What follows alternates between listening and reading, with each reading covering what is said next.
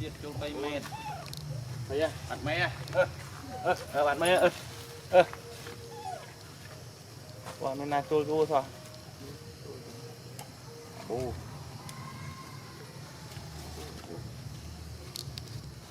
đây thấy không hay hay hay hay đánh thay lô về tôm ọp tôm tôm tôm tôm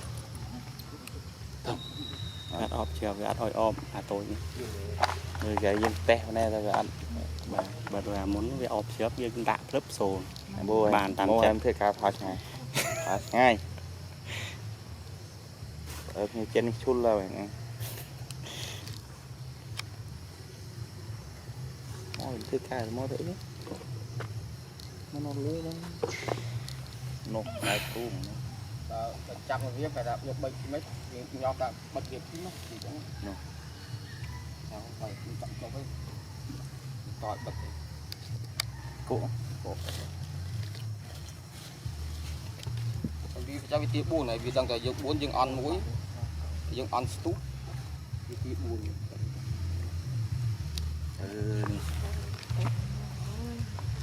hàng thôi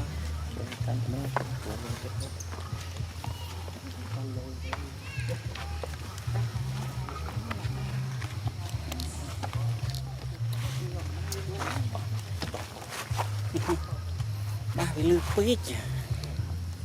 tủ sạch bạn này đó tao chỗ lại luôn này lụng mình tam nó tao nó chốt lụng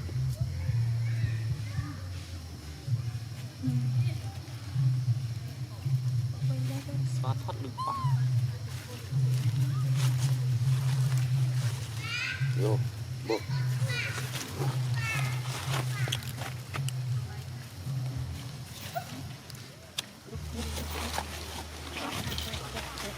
cái mô tập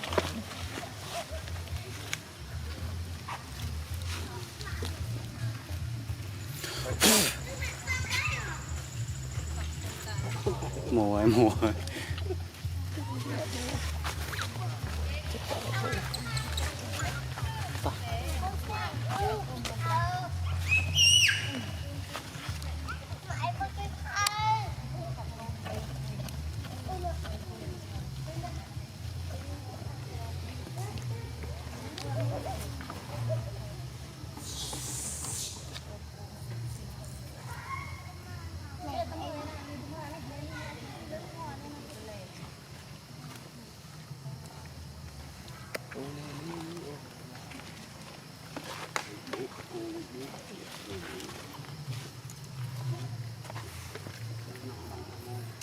giờ bé này ốm nó tỉnh